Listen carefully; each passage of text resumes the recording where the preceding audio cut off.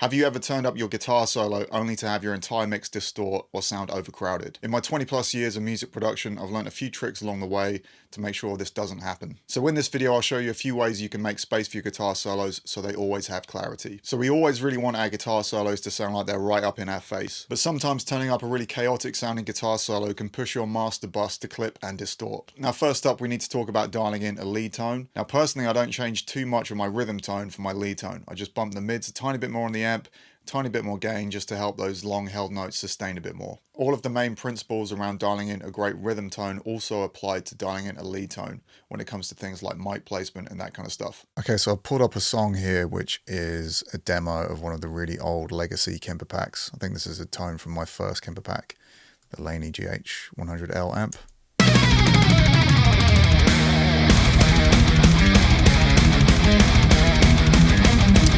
And I've got a solo in this one. Now what you find when you're mixing heavy music, you want everything in your mix to be loud. So you might find you get a point with your mix where you're happy with your guitar tone, get them at just the right level in the mix, but then a guitar solo comes in and you want to hear the guitar solo, and pushing up the guitar solo just makes your master start to clip, or things just get really overcrowded. So there are a few ways you can tackle this. So the first thing I've done here is I've dropped the rhythm guitars down 1 dB when the solo kicks in with a bit of automation.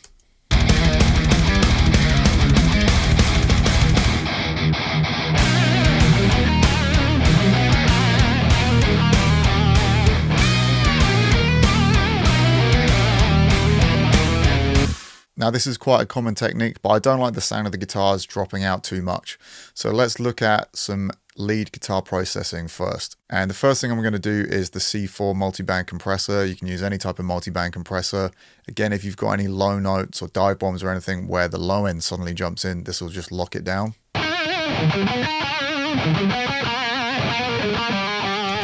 Up next, we can do some EQ. With leads, we don't need as much of that low end. So I've got low and high pass filters here. You can go anywhere from like 100 to like even 130 and it will still sound pretty decent for leads. But the main thing I'm doing here is boosting some of that more nasally or telephone-like mid-range, the more kind of vocal area around 1K.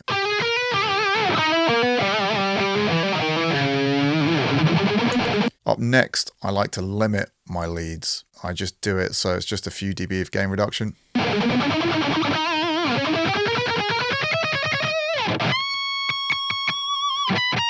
Cool, and then up next, I'm being kind of lazy. I like using CLA vocals on guitar solos, which has a reverb, delay, and a stereo widener all within one plugin, so it's kind of like a nice one-stop shop.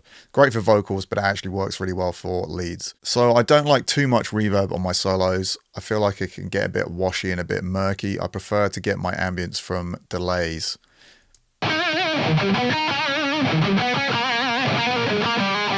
So that's enough reverb for me, and then quarter note delay.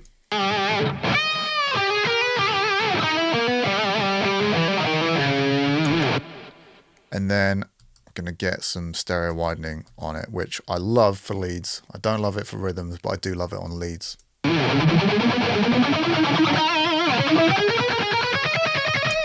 So now we can listen to how that sounds in the context.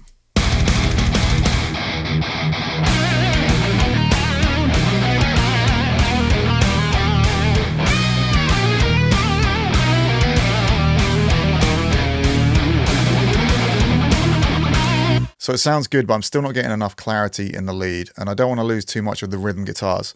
So this next trick is the best thing, I think, for lead guitars. So I'm going to duplicate my guitar solo, and I have a plugin running on my guitar bus, which is called Track Spacer. This is a really cheap, affordable plugin, and I'm not affiliated with them in any way, so I'm going to send that to the sidechain of that plugin. Now what this does is whatever you send into it, it will take those frequencies out in real time. So if your guitar solo is moving all over the place, going from low notes to high notes, and the frequencies are constantly shifting, this isn't just going to dip it in volume. This is going to actively follow what frequencies are being played on the solo and just remove just those frequencies from the rhythm guitars.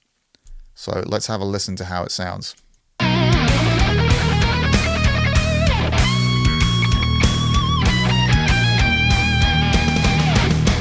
So you can see exactly here what the solo is playing and what it's taking out of the guitars. And all the way down, it's not taking out much. And then when I cranked it up, it's taking out so much that you can't hear the rhythmic guitars anymore. So let's do that again.